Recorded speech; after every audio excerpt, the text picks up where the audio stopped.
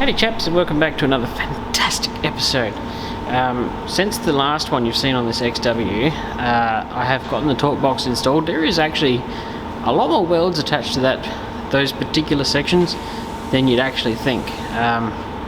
They weld to the firewall, they weld to the engine bay skirt, they weld to the chassis rail, they weld to the inner torque box, they weld everywhere you can think of. So that's a lot of welding, and you've got to make sure it's all meshing. I did have to modify this torque box ever so slightly because it just didn't fit, and I was like, well, if that's all that's wrong with it, I guess that's a win, really. We have the new spot welder, which is awesome. It is second hand, but considering it was 36 grand when it was new in 2014, and I've gotten it for a fraction of that, I consider that a win. A little bit of wear and tear on it is permissible, and of course I can always get it serviced in the future and get those little issues fixed. So I still think it's a win. It does a fantastic job at reproducing a factory weld, and the ability to not have to do plug welds everywhere is just so much time saved. The joys of working and in a building with other people in other buildings. But yeah, I'll show you through this. I'll try to keep the talking to a minimum, but I just can't win everything. They play music pretty loud, and it sort of hinders me ability to film as much as I'd like to get done. But obviously, what I might do very soon is start up a Patreon, and I'll give you some more behind the scenes stuff, and to the people who want to help support the business, because that's probably where the money's going to go, and tools and equipment, and help grow this. That's probably where that money goes. I'll show them behind the scenes stuff, and you know, stuff I won't post to the restoration page or other things. So that might be an incentive. Or you'll be helping me out in a big way. Haven't done it yet, but it's coming. So I'll show you the new toys.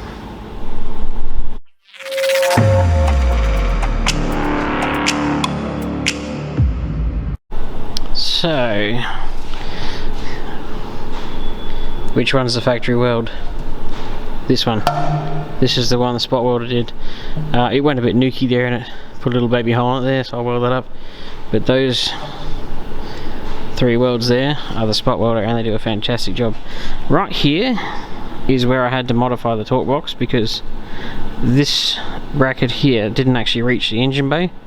It was could have been close to a centimetre further away from it, so I sliced it, put it against here, gave it a couple of little tacks, and then filled the gap with weld, and then ground it smooth, and then did these welds through there. There is actually welds from the interior side onto here, so there's a stack through here, there's a stack going through here, because that's the inner torque box welding through there. There's a few down here, and it just keeps on going. Yeah, and of course, testing it out, obviously I missed with that one, I've got to zap that up again, but it does do a particularly good job at welding. So some in here, around here, that is rock solid. And the next thing we'll have to do is start unpicking some of this. I want to put another brace through here just to... Thank you for that, compressor. Your timing was fantastic. So yeah, we're going to get all this excess garbage off. I want to brace from the floor to these braces. I might actually put a couple more welds on. Not overly fond of what's little holding those in. And we're going to put the inner torque box in. That might be this afternoon. And then moving on. So we're pretty much finished the driver's side front torque box. I haven't actually plug welded this one up, or this one, because I may remove the lower section of that inner panel when I do there. I'm just not sure yet. I don't want to weld it up and then have to grind it back again. So this, and it goes up here because it's the arm as well. I did actually manage to break this too shortly after getting it. So it's a tension thing, and I was trying to wind it a bit more tension in it, and it just snapped internally. I was like, well, that's broken. So wound it up with vice grips and held it with some cable ties, and it seems to be working rather well, because it takes the weight off this nearly 40 kilo, well actually this is probably about 35 kilo welding arm. You can lift it, but after 5 or 6 welds you're going to get a bit tired. So one of the issues with this thing being a bit worn out is it's got a bit of slop in the head, which in the head's plural, which is a bit of a bummer, but it does work, and I've tested it and it does a pretty damn good weld and can weld quite strong. So turn it on. Move that up there.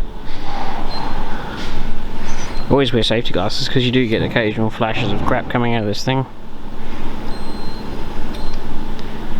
I don't actually know how I'm going to do this one-handed. See if I can just rest this on my leg. No, this is going to be hard to do. Anyway, yeah, basically.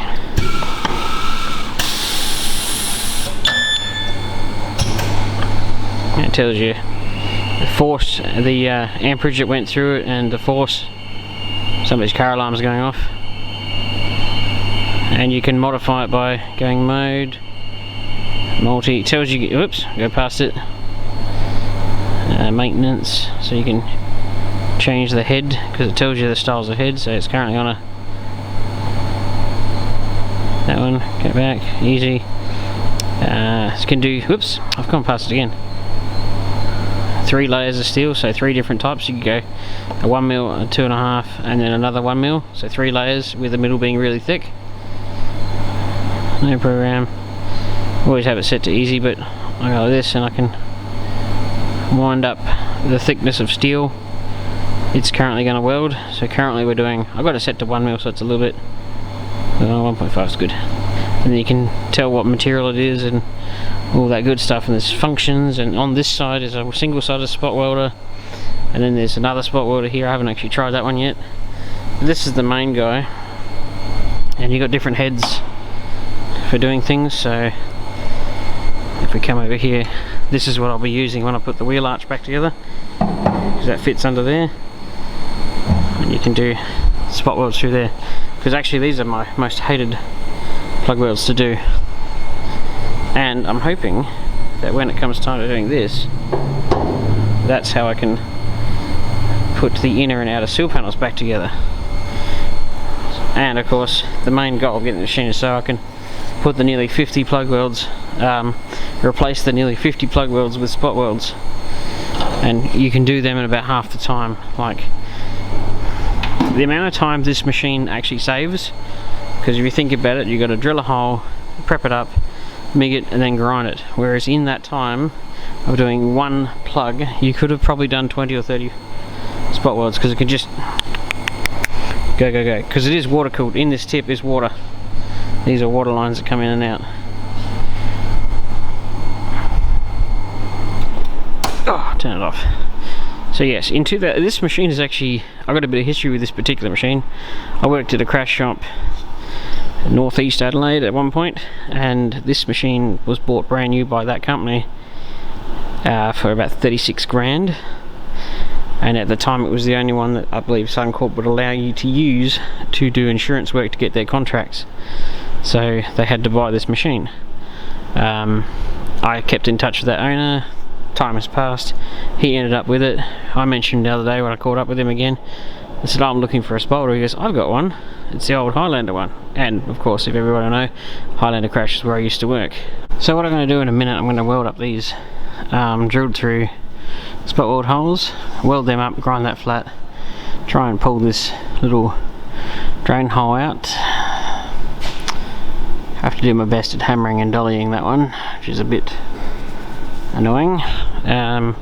Grind down these welds here, spray that with some etch, and then get the torque box, rear torque box ready to go. And I forgot to show you over here, not only is this attachment got a whole bunch of different things, so it's got some pretty good reach, but the main machine has also got these big honking arms that attach to for going in a lot of deep places. So I forgot to show that, but they're another awesome thing about the machine. So we're going to do that torque box eventually too. But that one's pretty well buttoned up. Just got to grind down some welds. I'm not sure what goes in here. I'm sure they were captive nuts at some point, but they've been ripped out at some point. So I'm going to zap up that little side there, and then grind them and weld them, and then hammer and dolly these back up, which are a bit messed up. So we'll catch up in a second. Okay, so it's a day of presents. I may have casually gisted at a comment in one of my other videos about somebody if they had the GS scoops. So to the lovely chap who sent me these, thank you very much. You have made me a very happy girl. These absolutely are going to get grafted into the XB bonnet on the green car. What I'll probably do is whittle them down to probably 10 mil past here, because all of this shape here is still the same on the Falcon 500 bonnets. It's literally only this bit that's different, and of course, you know, lockdowns, but I don't like them because they're a pain.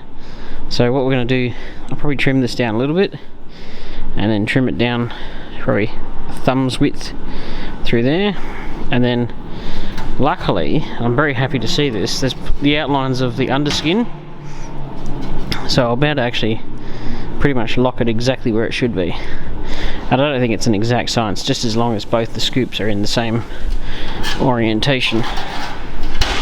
But that is so awesome, and it should be pretty simple as just doing a rust repair, except you're just welding in the scoops. And then obviously now I need to track down the actual scoops to insert. I used to have sets of them, but I never had a bonnet for them to go in, so I never kept them. But yeah, all I need now is the scoops, and we're laughing, giggling like schoolgirls, as you might say. Also, we had this dent puller turn up, which looks this little guy. I'll pull it out in the box in a second once we've got a trolley for it to go on, but it was like 360 bucks off eBay. It's a slide hammer dent puller, and I'll be able to let you know how good it is, but I think for $360 I don't think you can go too far wrong. So we'll catch up in a second.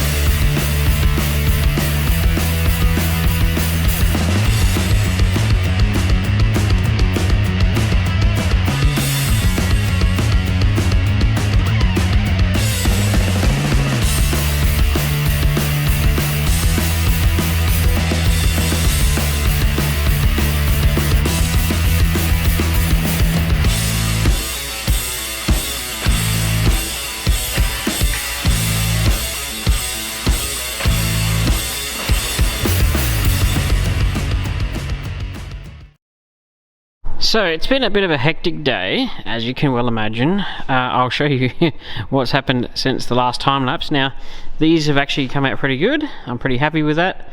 I've had this blasted. That's ready to have some pinholes welded up. I've hammered and dollied these best I can, unfortunately. Weirdly enough, the piece of floor is actually still there. But what I'm going to do is grind that off. And I'm umming and ahhing about actually cutting out a small piece and welding. I mean, these you can weld up, that's not a problem, but that's big enough that I don't really feel comfortable filling that full of weld. I'd feel more comfortable actually doing a small patch and actually spot welding these back together, which actually, now that I've got the big thing, I could probably actually MIG these up, make that all perfect, and then actually MIG those up and make it all perfect, and when I put it on I could actually spot weld them back together, which is actually probably the correct way to do it, and I might do it that way. I want everything to be done right. The problem with this piece is when it goes in here, it's got some welds in here, so unfortunately I'll have to tack this piece in, then cut it, do those welds, and then seam weld them back together and then put that in. It's going to be a bit of a trick just because of how, if you see down there, it's bent down, see, it's very hard to get in here, so it's going to be a bit of a trick. But what's happened since you last saw things, now today's video I can assure you will not be the best.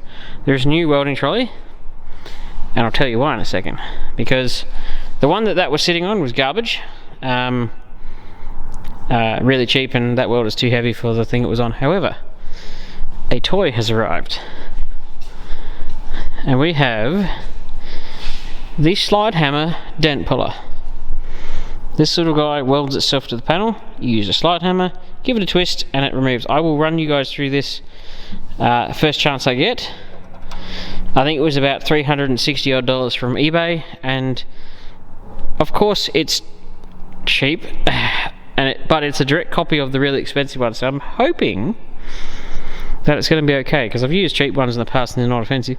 It's just, there's a couple of types of dent pullers where they weld a stud on, then you use a slide hammer, and they work, but they're horrendously time consuming, whereas this welds itself on, slide hammer, give it a twist, and it's off, instead of having to cut the pins, grind them, and the other way is just 10 times more time consuming, and these are pretty much what 90% of all dents are repaired in crash shops with.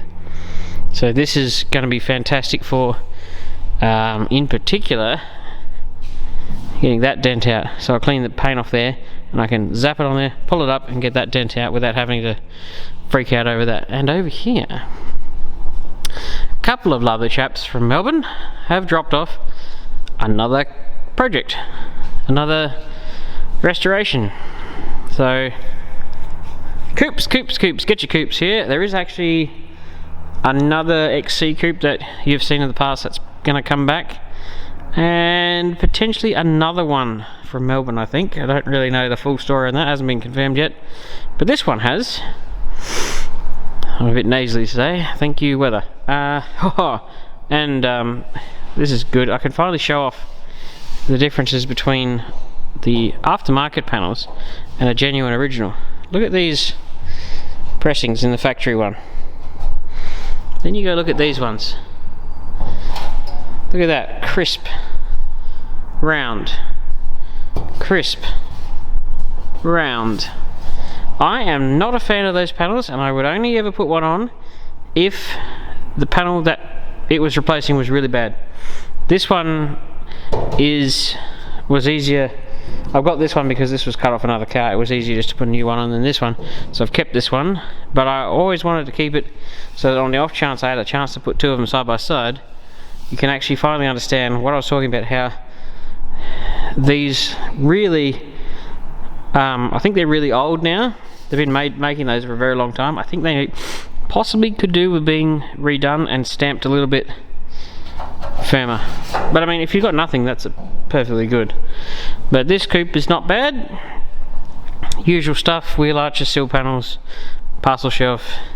Not too bad around the back, it's just another one. The roof's pretty good, roof's very good. Gutter's gone a bit here. So we'll want to slowly but surely run you through all the rust repair panels. I mean rust repairs. Also got one of the new plenum chamber tops, which look amazing. Don't forget to get those from Better Than Your Old Stock. He's the guy who makes them. You can get them through Howard Astle, but if you want to go direct, you can. New seal panels, torque boxes, floor braces, all the normal stuff. So everything's progressing. We've also been taking paint off this thing more and more, and I don't know why, but this door was caked in bog. Once again, for no reason. There is no dents in that door. Why did it have to have 4 feet of bog on it? I'll never know. I mean, sure it's a bit flat through here, but no excuses. Didn't need to be there. and more off the roof and the bonnet and stuff like that, and taking the surface rust off the bonnet. So this has been just taking bog out, so it's been just working its way over in the background, whereas I've been working like a madman on 40 different things at the same time. It's just insane. But I'm gonna get, I'll probably have to wrap up the video here realistically, but I'm gonna get that prepped up in a second and start getting it back in there, and then we'll have to catch up on another video where I'll do a bit more. So I don't know exactly what enjoyment factor you'll get out of this one, but you get a bit of an update. So thank you very much for watching. Thank you for your subscriptions, and we'll catch you on the next one.